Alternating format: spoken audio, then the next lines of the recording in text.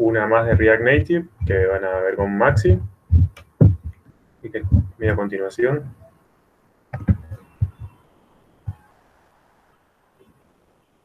Yo la estoy grabando, Josefina, así que tranqui, no hay problema. Después la estoy grabando.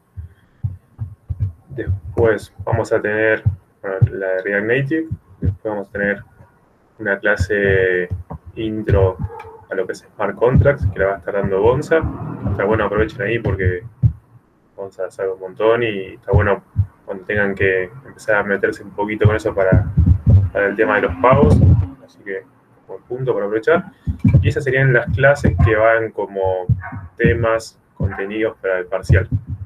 Un poco del parcial, la idea va a ser que estemos todos conectados durante el tiempo que les llegue a hacer el parcial. Es el horario de la materia, el jueves 3 de diciembre, volando el año, a las 5. La idea es hacer algo sencillo, que básicamente con un par de multiple choice puedan responder a ciertos ejercicios o situaciones fáciles, nada del otro mundo, con lo que vimos. Nada más que eso. Es más una formalidad que algo para matarlos. Así que tranquilo con eso. Bueno, ya podemos ir arrancando con lo que es la clase. Hoy vamos a ver lo que es OAuth, o un intento de eso, porque la verdad es un tema muy extenso. Tiene muchas aristas, muchas definiciones y mucho que leer también y contenido que estudiar. Así que esto es como una intro a todo lo que es OAuth de autenticación. Así que bueno, vamos a ver un poco de esto. Comparto pantalla. Pantalla. Vamos a usar también el líder después. ¿Se ve ahí? Sí. Sí. Perfecto. Bueno, spoiler de la idea diapositiva. Vamos a hacer un poquito de autenticación, enfocándonos sobre todo en lo que es OAuth. Bueno, un poquito para charlar, que vamos a estar viendo. En principio vamos a ver un poquito de historia y contexto de qué se trata esto. Vamos a ver todo qué entendemos más o menos. Después vamos a ver, bueno, para qué está esto, qué problemas resuelve, qué soluciones trae.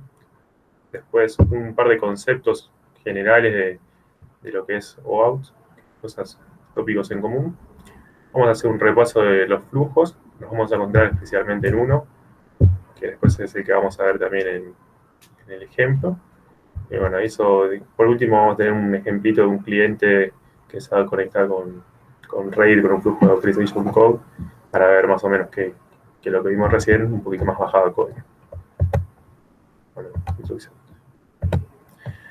Bueno, antes que nada, tendríamos que arrancar de un poco de dónde se comienza esto, qué es lo que pasó hasta el momento para que se definan ciertos protocolos, qué cuestiones también fueron avanzando a nivel diseño de software, seguridad, como para que el protocolo sea una de las cosas más utilizadas y se convierta en el estándar que es.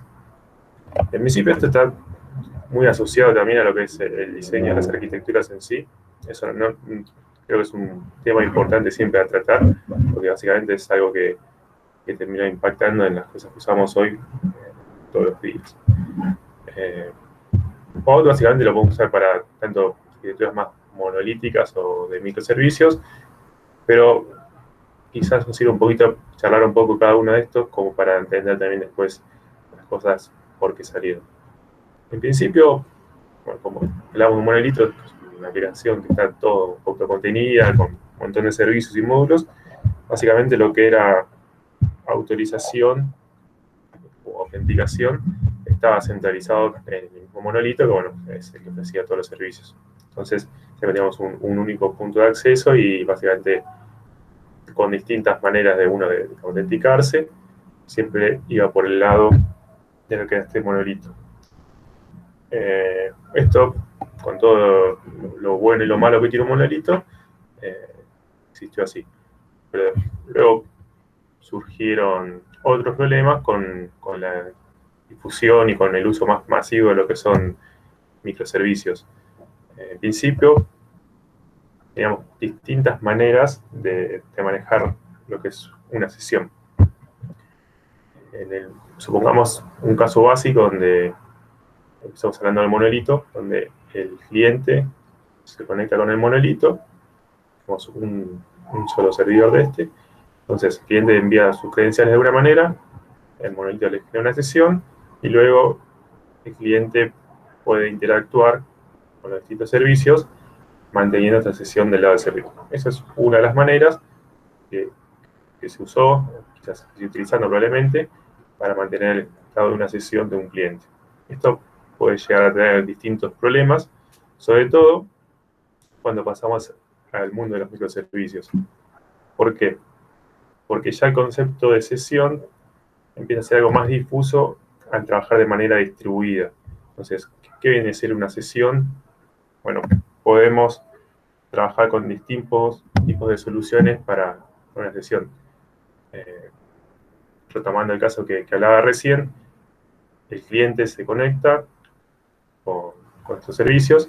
Uno de nuestras instancias de sistema de microservicios responde para generar la sesión y bueno, entonces el cliente empieza a interactuar. Pero el problema acá que entre las distintas instancias y el cliente generalmente hay una o varias capas que distribuyen la carga entre los distintos servicios. Entonces, si la sesión queda del lado de esta única instancia, no podríamos identificar al cliente cuando algunos otros requests caigan a otra instancia. Una de las soluciones para esto es hacer una sticky session, que básicamente lo que sucede en este caso es el load balancer, que es un componente que se encuentra antes de los microservicios, básicamente balanceando qué request va a cada instancia, se encargue de saber que ese cliente, con cierta manera de identificarse de dónde viene, siempre se comunique con ese servidor. Eso es lo que se llama sticky session. Por un lado, lo bueno que tiene, supongamos, es la facilidad de que, bueno, que no tengo que andar metiendo demasiada lógica de cómo replicar la sesión o como una sesión. Sabemos que es similar un monolito que una sesión va a estar asociada a un cliente. Pero yo creo que una gran contra de esto es el hecho de tener un cuello de botella de una única instancia manejando la sesión de un usuario. Se llega a caer, se llega a pasar por esa instancia, el usuario pierde la sesión. Por otro lado, tenemos otra manera de manejar este problema, que es replicar la sesión. Entonces, volviendo al caso inicial, el usuario inicia la sesión con una instancia. Esta sesión se replica en todas las instancias dentro de este conjunto de instancias que pertenece a este servicio. Y básicamente cualquiera de estas instancias puede responder a la sesión porque tiene una réplica. Esto tiene, bueno, por un lado, el beneficio de esto es que perdemos el cuello de botella, ya todas las instancias pueden responderse, de cada una no importa porque sabemos tener con qué responder, pero por otro lado tenemos tenemos que pagar básicamente esta replicación por todos lados, creando tráfico alto, que quizás no siempre está bueno, además hay que sincronizar las sesiones, no es tan trivial. Por otro lado, otra solución que existe para esto es tener un punto de acceso centralizado para el manejo de la sesión. ¿Qué sería esto? Tener otro servicio distinto que se pueda encargar de lo que son sesiones. Entonces, cualquiera de las instancias puede comunicarse con este servicio y tener ahí la posibilidad de manejar la sesión del usuario. Las tres aproximaciones, cada uno tiene sus pros y sus contras, en cada caso pueden ser utilizadas, pero bueno, son soluciones que existen desde el lado del servidor para lo que se maneja de sesiones. Una manera más moderna que se generó, que vamos a ver ahora, es el manejo de la sesión del lado del cliente. ¿Qué sería esto? Que cuando se genera una sesión, no es el servidor que la almacena, sino cada cliente tiene la manera de identificar su sesión. Esto que nos permite mayor escalabilidad, dado que siempre vamos a manejar, no importa la cantidad que tengamos, es mucho más limpio del lado de servidores poder escalar con estas sesiones, básicamente. Otro tópico que viene de la mano con lo que es el tema de autenticación y autorización. Tengo que aceptar a alguien que se metió. Exacto. Es el tema de envío de credenciales. Hace unos cuantos años, la verdad que yo creo que tampoco llegué a tener mucha noción de cuándo pasaba, pero sé que no sé tanto de lo que es historia del mundo, pero sí lo que es estos sistemas. Cuando vos tenías que loguearte, autenticarte, ¿qué se hacía? Se mandaba usuario y contraseña para todos lados, básicamente, con el peligro que conlleva eso. Por ejemplo, estábamos navegando en algún sitio y este sitio decía, no sé, tenías la posibilidad de compartirle algo a tus contactos de Gmail o de la red que sea. ¿Qué hacías vos?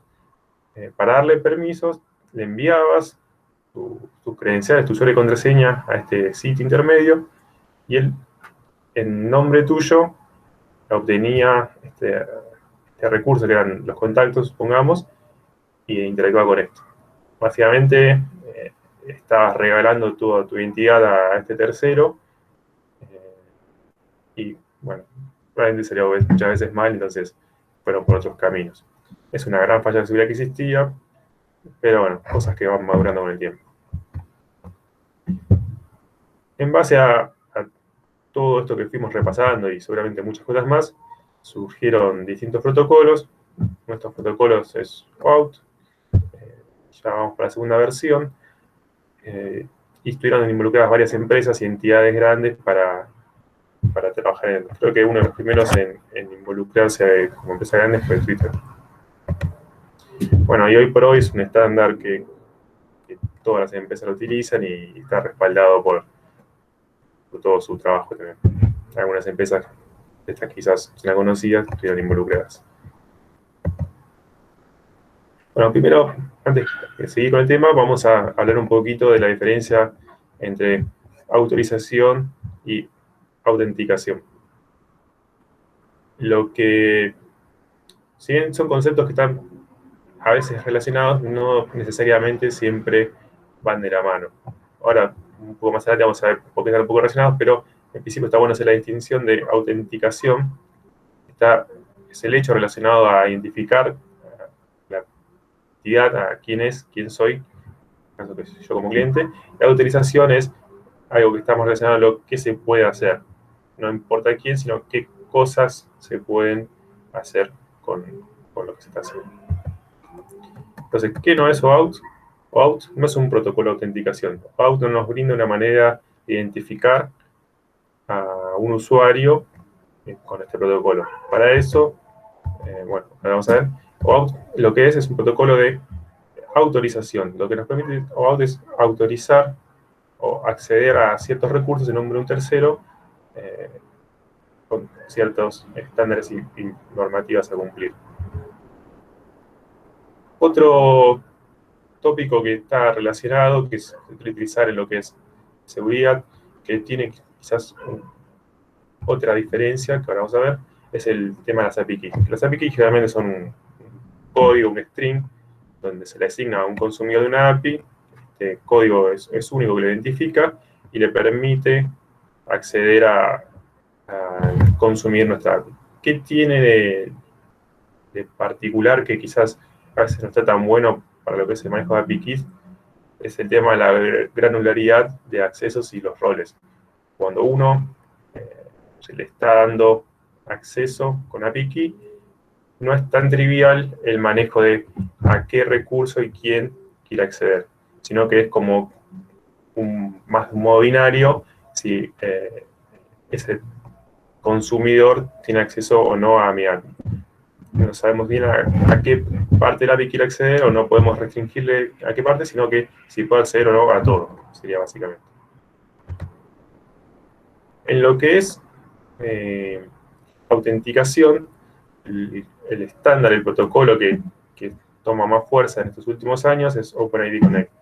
OpenID Connect es un protocolo de autenticación de usuarios que se basa en OpenID y también se basa en lo que es OAuth. Es una capa arriba de OAuth que se basa para poder realizar la autenticación de usuarios, y eso lo que facilita es que no haya que almacenar y gestionar contraseñas y distintas credenciales en terceros. Básicamente, cuando la manera de extender de OpenID con OAuth es agregando un scope más, y se puede de alguna manera confiar en este tercero que me brinda la identidad del usuario que dice que es. Bueno, hasta ahí más o menos está entendiendo. Sí. Ok, cualquier cosa, si hay algo que no cierra o tienen otra mirada o concepto, lo vamos a hablar. Bueno, ¿qué es problemas resueltos? Bueno, ya más o menos estuvimos hablando de que el problema del uso de credenciales y de cómo antes enviaba usuario y contraseña por todos lados para integrar distintas APIs o distintos sistemas, era básicamente algo que no estaba bueno y había que cambiar. Entonces, una de las maneras de ver que viene a solucionar OAuth es tanto el manejo de credenciales como la integración entre distintas partes.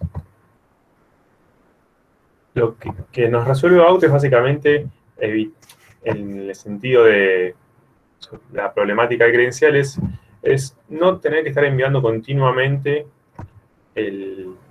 son las credenciales entre el cliente y el servicio. Esto deja de existir, este envío continuo, sino que se manejan a través de otros mecanismos de tokens, donde el cliente nunca expone sus credenciales a ningún tercero, siempre las mantiene de manera segura.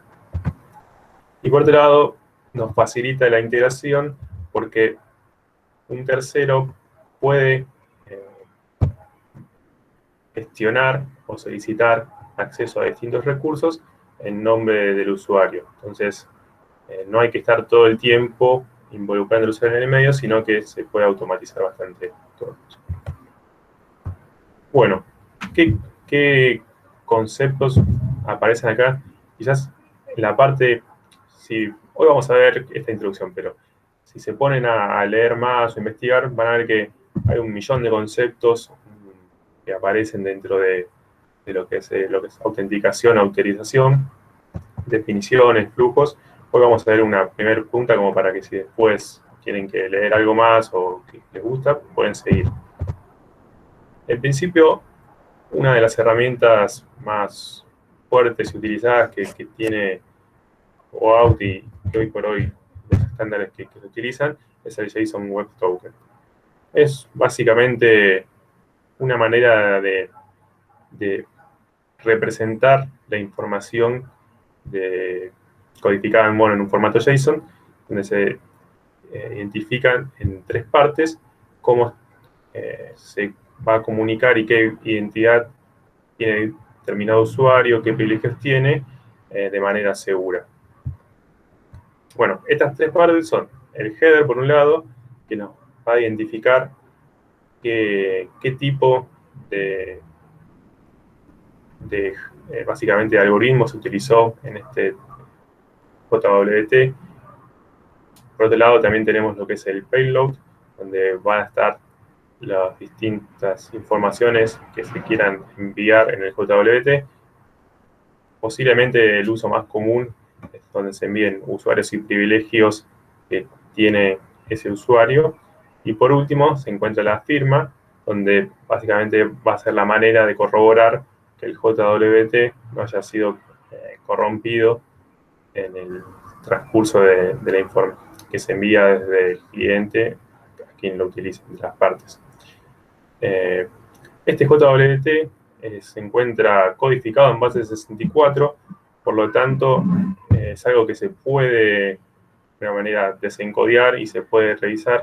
Entonces no hay que confiarse siempre en lo que se envía y lo que se recibe, sino que una de las buenas prácticas que se recomienda a nivel de seguridad, primero es siempre manejarse dentro de un protocolo HTTPS para ya de por sí tener un canal de conexión seguro. Y por otro lado, recordemos que tiene una firma, el JWT, y nosotros deberíamos poder chequear de alguna manera que la firma que me llega a mí es válida con el secreto establecido. Ahora les voy a mostrar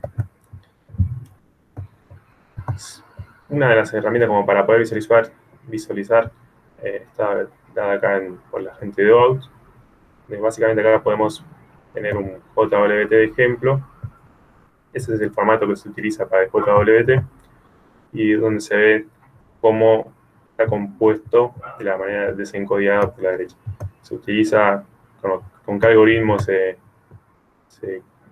utiliza para esto y cierta información del payload, que acá básicamente tiene una medio genérica, pero está bueno por si ustedes también quieren agarrar y cuando estén trabajando con los JWTs ver qué información se está enviando, tiene una manera fácil de poder visualizar lo que se está enviando. Bueno, sí, no sé.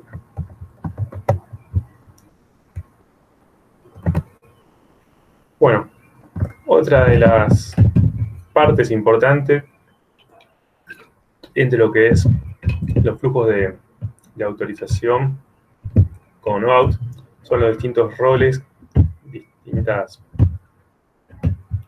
básicamente, entidades que aparecen en lo que es el flujo. Por un lado tenemos lo que es el owner, es el propietario del recurso, es el quien concede la autorización a un tercero para acceder a sus datos. Esto típicamente lo van a ver cuando en algún sitio o una aplicación les solicita permisos para acceder a su información de contacto, lo que sea. Bueno, cuando solicitan eso, ustedes están en el rol de owner y autorizan a un tercero a acceder a sus datos y que esta autorización o este conjunto de autorizaciones a qué es el scope de la aplicación. Por otro lado, el cliente es la aplicación que desea acceder a la cuenta del usuario. Es el que básicamente está de alguna manera coordinando el flujo dentro de lo que es uno de los flujos de OAuth, donde primero solicita al cliente su autorización y después interactúa con los distintos servidores para hasta acceder al recurso que quiera acceder. Pueden existir distintos tipos de clientes, una aplicación mobile, un dispositivo IoT, hay una API consumiendo otra API, el cliente puede ser cualquiera, básicamente.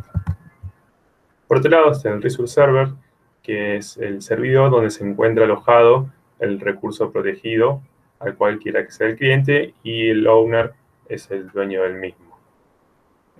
Básicamente, o generalmente, este Resource Server es la API que se quiere consumir, básicamente. En el caso que supongamos que quiero acceder a los contactos de Gmail de la persona, bueno, la API de Gmail, el recurso contactos, va a ser el recurso protegido dentro del Resource Server. Y por otro lado, se encuentra el Authorization Server, que es quien se encuentra con la responsabilidad de gestionar las peticiones de autorización del cliente, verifica la identidad de quien solicita esto, genera los tokens de acceso, lo que se encuentra muchas veces en el mismo servidor o va de la mano con lo que es el Resource Server. Pero también podría ser delegado a un tercero, como muchas veces utilizamos Google, Facebook o cualquier otro como servidor de autorización. Bueno, como habíamos mencionado, los scopes son una lista de identificadores donde básicamente es a qué se va a estar pidiendo el acceso al owner para que el cliente pueda acceder en el Resource Server. Existen distintos tipos de tokens e identificadores. No todos aparecen en todos los flujos, pero bueno, voy a mencionar algunos quizás son los más importantes.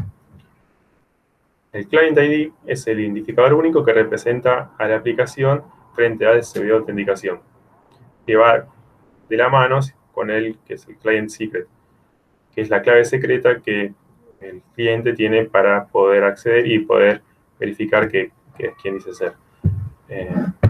Estos dos identificadores, ahora vamos a ver, cambia la necesidad de usarlos o no según el flujo que se utilice, pero uno los obtiene siempre al momento de cuando se registra como aplicación en el Authorization Server. Me va a brindar un Client ID, ese siempre está, y un Client Secret que me lo va a brindar dependiendo del flujo que quiera hacer. Por otro lado, hay dos tokens que son destacables de mencionar. En principio, el Access Token, que es el token que me va a permitir acceder al Resus Server, que este Access Token fue brindado por parte del Authorization Server. Y por otro lado, existe también, aunque no viene siempre incluido en todos los flujos, lo que es el Refresh Token. Este Refresh Token básicamente me va a permitir ir actualizando este token de acceso a medida que se expire. Hay flujos que existe y otros que no, depende de la característica de cada uno. Por otro lado, hay algunos endpoints también, como el anterior de los tokens, no se utilizan en todos los flujos, pero los que suelen aparecer y los que vamos a ver ahora son dos. Estos endpoints están definidos para, primero, poder gestionar la primera parte, que es el acceso, el access token, y por otro lado, para también generarlo. Por ejemplo, el primero es el Endpoint Authorization. Este endpoint se utiliza para poder obtener un código, que este código luego se utilizará para obtener el token en sí. En este endpoint se envían distintos datos, algunos requeridos y otros no, donde vamos a, por un lado, indicar el Client ID, o sea, identificando el cliente. Por otro lado, otro query parent importante a destacar es el redirect URI, que básicamente es la URL de redirección si es posible la autenticación. Por otro lado, la lista de scopes a los cuales se quiere acceder. Hay otro campo que es state. Este campo se utiliza para verificar que la llamada entre el cliente y la respuesta del servidor, de la Authorization Server, no haya sido corrompida. Vamos a ir más en detalle. Y después hay otros dos códigos, Call Challenge y Code Challenge Method, que no suman mucho. Bueno, ¿y qué me responde Authorization Server cuando yo lo consumo con esto? Me responde, si sale todo bien, una redirección, un 302, con un código, que es el código que yo luego voy a utilizar para el próximo para el token, y el state, que me va a servir para verificar que quien me está llamando en esta redirección es efectivamente el Authorization Server que yo llamé con este código state. Bueno, y el otro token, el otro endpoint es token, donde efectivamente acá sí se consigue, se genera un token de acceso. Podemos ver acá que se encuentra un post, donde se envía, bueno, el grant type como authorization code que quiero hacer, el código que me acaba de responder el authorization server, y puede existir lo que es el redirect, eso no se incluye siempre, o el code verifier, que también se incluye en caso que sea necesario. ¿Y qué es lo que me responde este endpoint token, el recurso token? Bueno, la respuesta puede cambiar, seguramente va a cambiar según el flujo que tenemos utilizando. En este caso, como usamos un grant type authorization code, lo que me responde son, en principio, bueno, el access token, que es el token que yo utilizo para hacer el recurso protegido, el token type, el tiempo cuando expira, el refresh token, que se puede utilizar para poder renovar este token de acceso, y la lista de scopes a los cuales puede tener acceso. ¿Hasta ahí vamos bien? ¿Quieren que repasemos algo?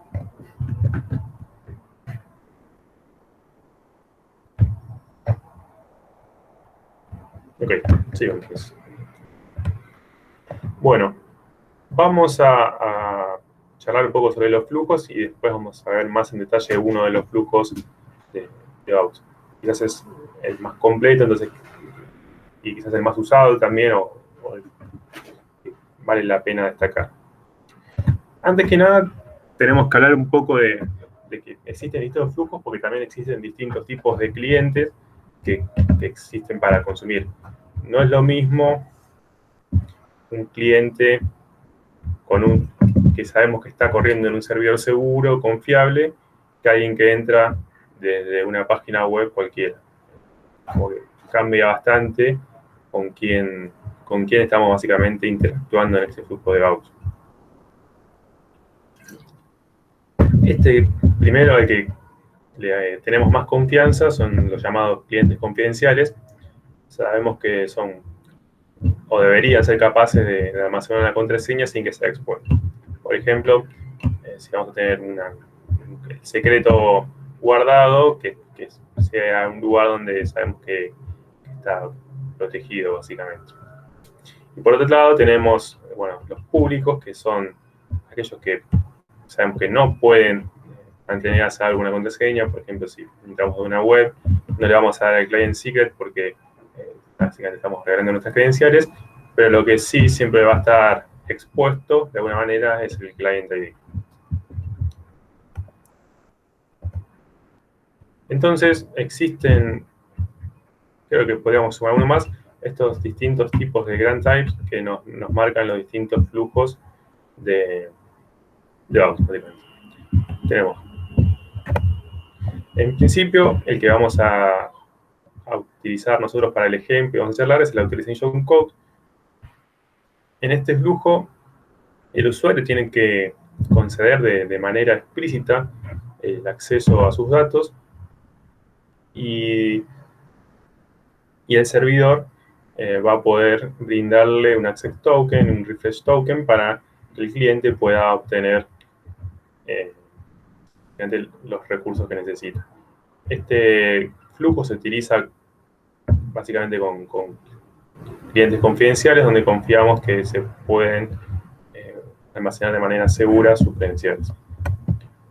Por otro lado, está el Resource Owner Password Credentials, donde lo que se envía no es el consentimiento, como en el anterior, sino que se envía usuario y contraseña para poder acceder a los recursos que necesita acceder.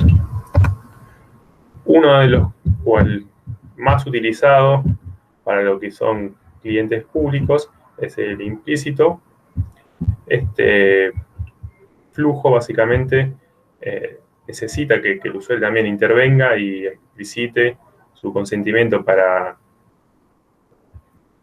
el uso de sus recursos, pero directamente lo que se utiliza es, no se pide un primer código de acceso porque no tenemos, digo que tenemos para identificar el cliente su client ID, sino que directamente se utiliza el endpoint token para poder acceder a este token. Esto tiene como ciertas falencias de seguridad porque cualquiera que pueda entrar supongamos que estamos en una página web, a esta página web y conseguir el client ID, podría conseguir la identidad para obtener el token de quien quizás no dice ser. Es uno de los problemas que quizás tiene este flujo y que la industria se charla bastante de esto. Bien, yo no me dedico específicamente a lo que es seguridad informática.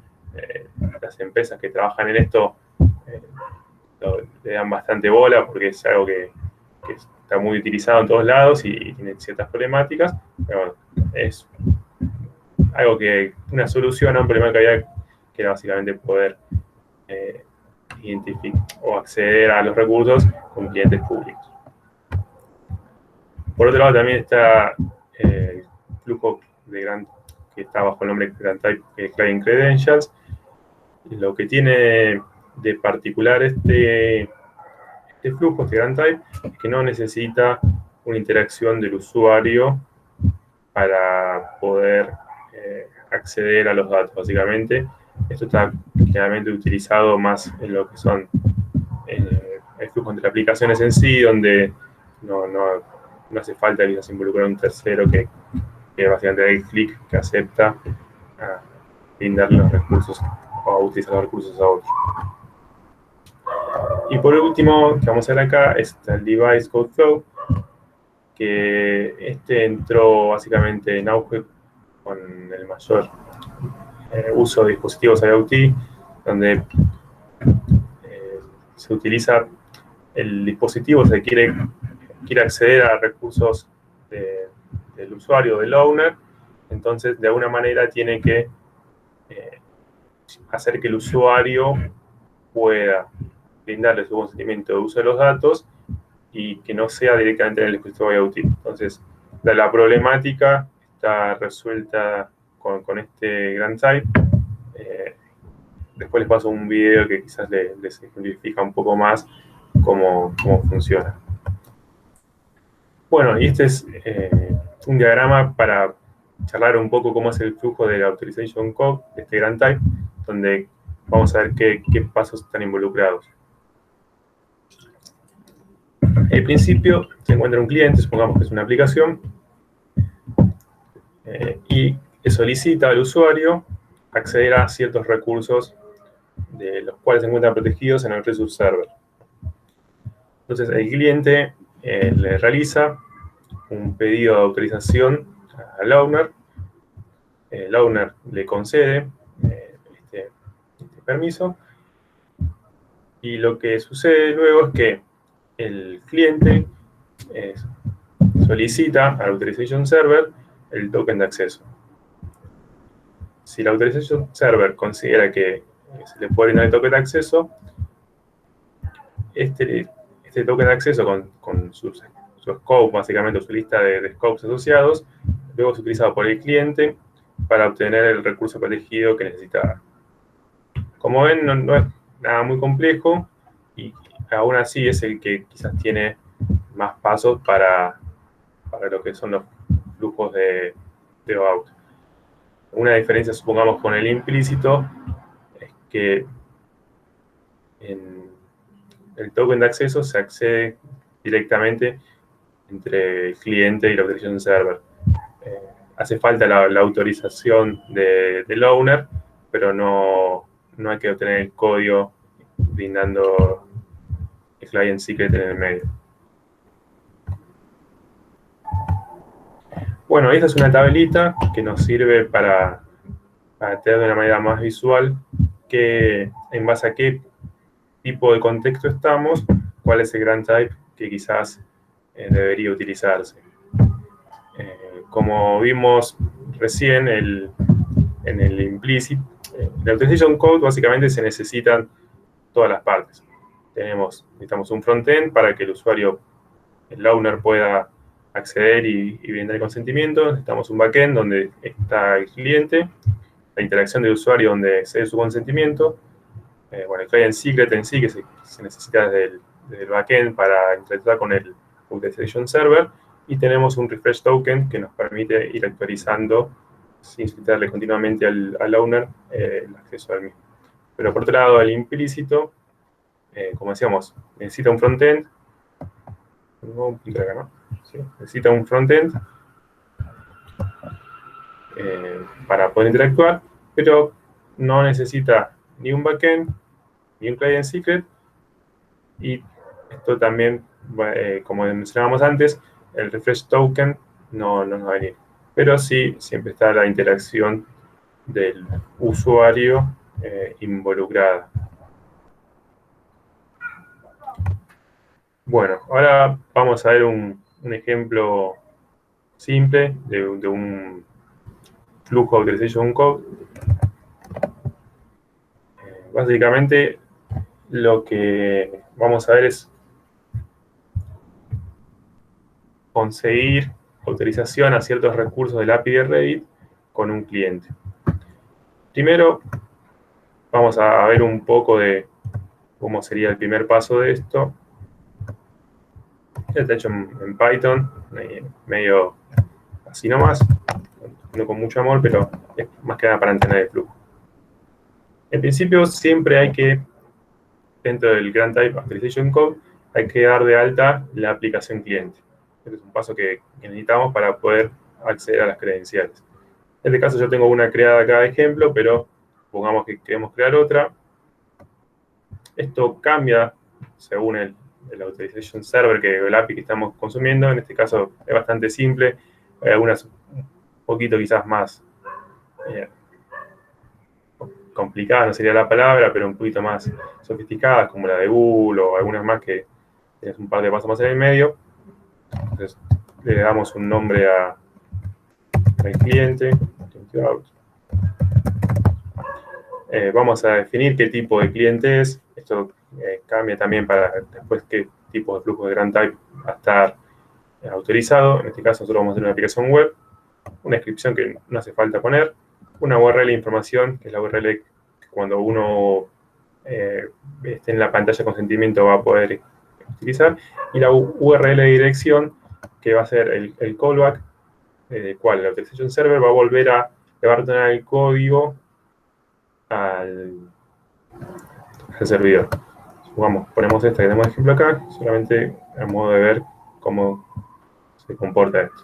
Entonces, bueno, tenemos este nuevo cliente, donde tenemos un client ID y un secreto. No hay que difundirlo, pero bueno, a modo de ejemplo nos va a servir. Bueno, yo tengo esta otra, la vamos a eliminar. Bastante feo. Y bueno, tenemos acá el ejemplo. Seguramente no se ve nada.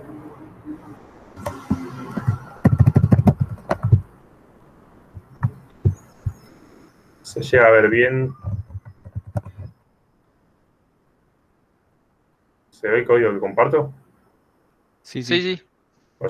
Bueno, es un servercito Flask, no tiene mucha magia. Pero bueno, vamos a ir viendo. Tenemos cliente y con sus ID y su secreto. Esto lo tenemos configurado de una manera que no se exponga. Por otro lado, también tengo definida acá la variable donde está el string de la URL de callback. Y tenemos distintos endpoints. El primer endpoint que vamos a ver es el home, básicamente, cuando se carga desde el browser este endpoint. Lo que se va a hacer es se va a generar un link con una URL de autorización. ¿Qué tiene esta URL de autorización? Que quizás es lo más jugoso de ver.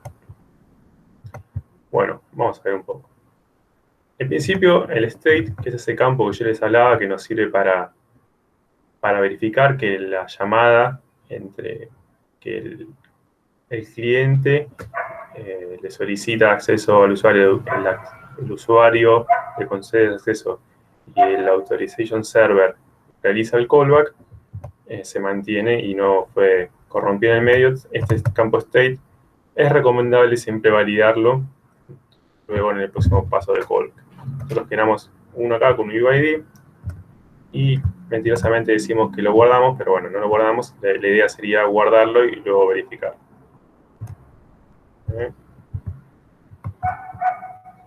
Bueno, y acá generamos los parámetros para hacer este primer llamado al authorize de la API de Reddit. ¿Qué campos le mandamos? Bueno, el client ID, mi identificación. ¿Qué tipo de respuesta necesitamos? El código que luego se utiliza para acceder al access token. Este campo state, que es el que luego también tenemos que chequear que me lo retornen. La URL de redirección. Bueno, y este es el campo que dice, bueno, el scope, ¿qué quiero acceder yo? Básicamente, lo que vamos a terminar accediendo en este ejemplo es a la identidad del usuario que concede el acceso a este cliente. Vamos a poder obtener información en base a este scope. Bueno, y que tiene una duración temporal. Básicamente creo que es una hora que nos brindan este código luego de la hora. Hay que volver a solicitar un nuevo código. Entonces, vamos a ver primero esta primera parte. Ejecutamos el server. Bueno, como ven, acá está el link. Vamos a ver que inspeccionar que el link se haya formado como tiene que formarse.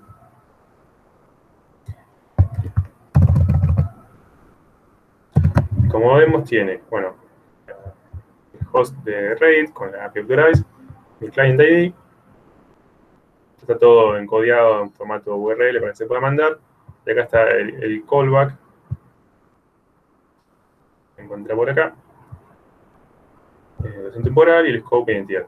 Entonces, cuando nosotros cliquemos acá, se va a hacer ese llamado. Bueno, esta es la pantalla de consentimiento donde se necesita que el owner brinde explícitamente el acceso a los recursos. Entonces, este es el cliente, o el nombre que tiene el cliente para poder acceder.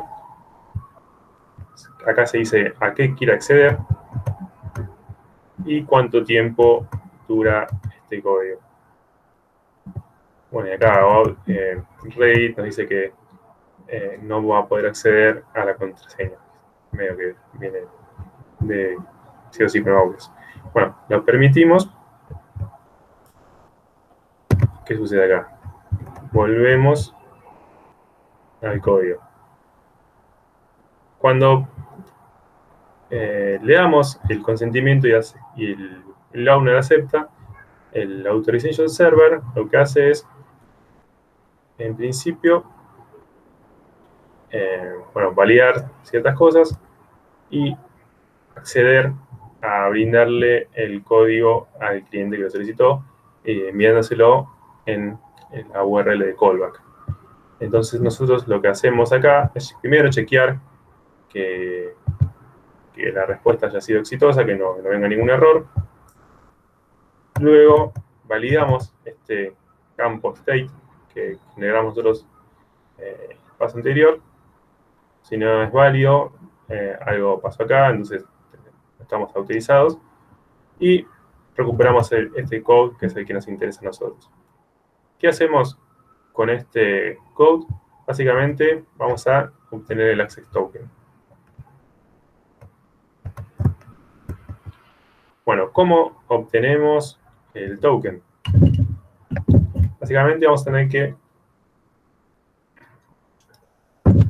consumir, generar un post en el caso del API RAID le llaman access token, puede cambiar, o pueden de cambio según quién sea el que genere el authorization server, cómo llama el endpoint, pero a nivel conceptual siempre van a estar involucrados el authorize y el token. ¿Y qué hacemos? ¿Qué le mandamos? Por un lado tenemos que especificar qué tipo de grant type estamos trabajando, en este caso es el authorization code. Necesitamos el código que recuperamos, que vino de esta redirección que nos crea Authorization Server. Y bueno, la redirección de callback que vamos a estar brindándole también para cualquier cosa que nos reenvíe ahí. Además de estos datos, vamos a tener que enviar mis credenciales. Estas credenciales son Client ID y Client Secret, que son los que se obtienen al registrar el cliente en el Authorization Server. Bueno, se realiza el post y el post me devuelve bastante información. Ahora vamos a debuguear acá como para mostrar también qué es lo que me retorna. En este ejemplo está este header de User Agent para indicar qué tipo de quiénes somos nosotros para consumir el Authorization Server. Creo que si no se setea este header, el API de RAID te rechaza, no me acuerdo si instantáneamente o consumirlo en una determinada cantidad de usos. Entonces, bueno, ingresamos nuevamente acá, clicamos. vamos a poner un endpoint directamente en el callback para ver cómo viene la respuesta. Permitimos. Perfecto. Y sí. Bueno, no hay error. O podemos revisar un poco request a ver qué nos dice. Básicamente, vamos a ver acá, que se llega a ver bien, que tenemos, nos pegan a este endpoint de callback con el estado, que es el que vamos a confiar que es el que mandamos antes, y un código de acceso, que es el código de acceso que nos interesa a nosotros. Pero bueno, seguimos, no hay error. Y dice acá. Bueno, y acá va a ser donde generamos las credenciales de autenticación, generamos la data para el post, envía, y bueno, y el token JSON.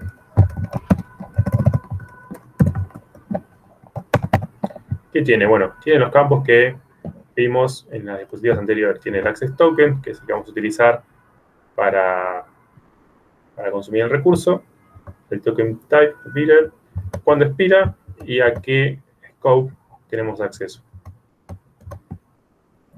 Perfecto, tenemos el access token.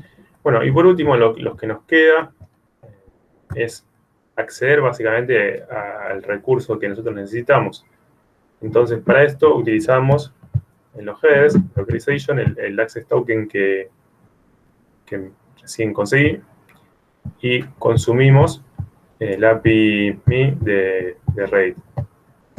Esto básicamente me va a dar la información del usuario que se lo vio recién. Y acá tenemos toda la información que la API de RAID tiene para el scope identity. Y acá nosotros podemos acceder al nombre, al username.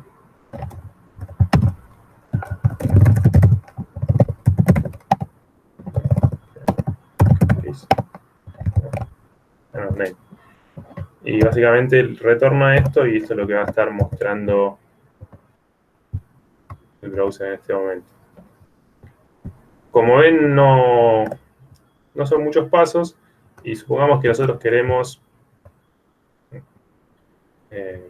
probar qué pasa si yo quiero acceder directamente a este recurso sin ninguna autorización, sin ningún header. Básicamente me dice, rajada acá, RAID, no tenés permisos para acceder a esto.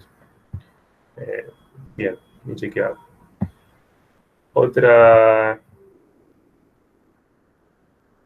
entonces, otra de las cosas que podemos revisar es este code.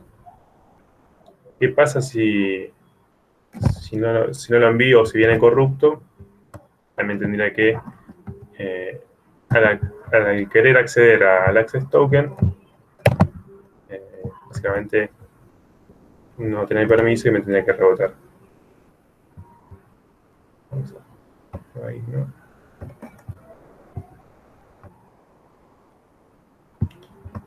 Básicamente accedo al cliente. Y acá, cuando se ejecute el callback y el callback quiera llamar al código, va a tener que tener un error de falta de permisos. Un 400 quizás. Un error. Perfecto. En ese caso, lo que ocurrió fue que cuando se llamó acá, se retornó este error. Podemos ver qué error nos retorna el API de RAID para el caso que nosotros obviemos uno de los campos requeridos de ello.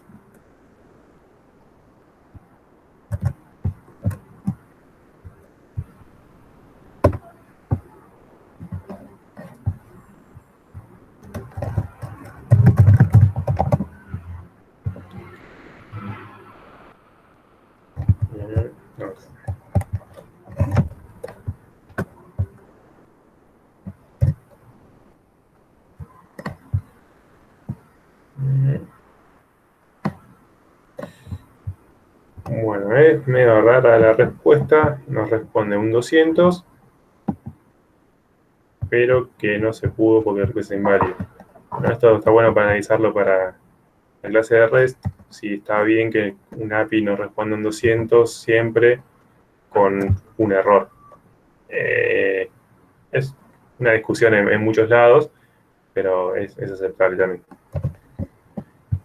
Bueno, esto en sí, este ejemplo está brancheado. Yo fui directamente al último step, donde están todos los pasos, pero en el ejemplo en el repo, cada paso van a poder ir viendo como lo que vimos paso a paso recién. No quería tampoco extenderme mucho con eso ahora, porque se puede ir directamente con esto.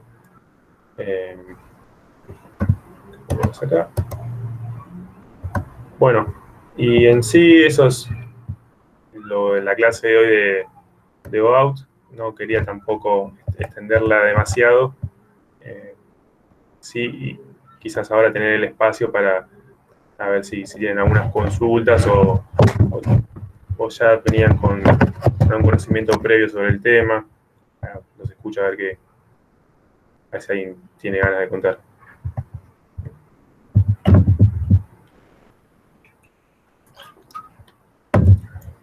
¿Alguien alguna vez hizo un login o necesitó consumir de algún lado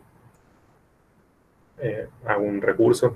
¿O cómo vienen encarando el login con Google o con Facebook, lo que hayan elegido en el trabajo práctico?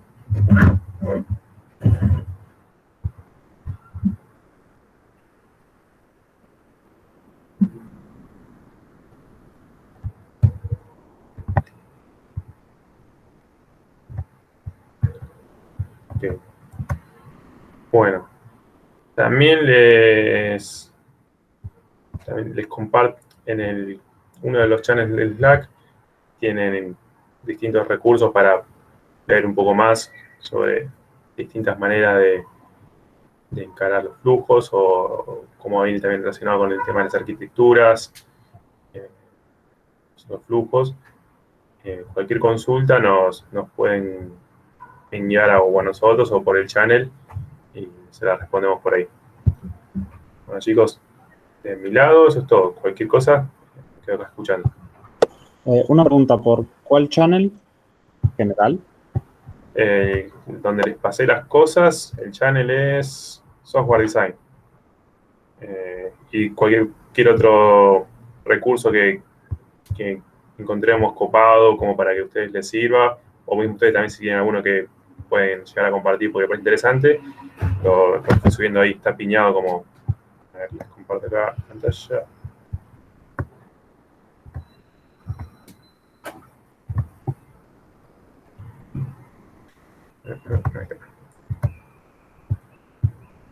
Acá en Software Design hay distintos videos y posteos relacionados a la temática, tanto de OAuth, de JWT, de relación o también el tema de manejo de roles para el control de acceso. Hay distintas cosas que pueden llegar a serles útiles para este tema.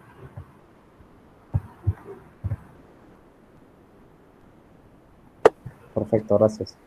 De manera.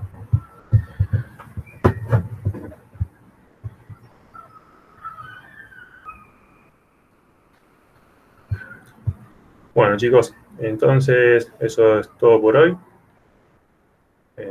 Cualquier cosa nos consultan y vamos, ya queda poco. Creo que el 19 es la fecha del próximo checkpoint. Ahora también vayan coordinando con el ayudante cómo ir encarando la entrega de este. Bueno, eso es todo. Buen fin de para todos. Chao, buen fin de. Nos vemos. Chao, buen fin a vos. Buen fin de- Chau, Chao, buen fin de, gracias.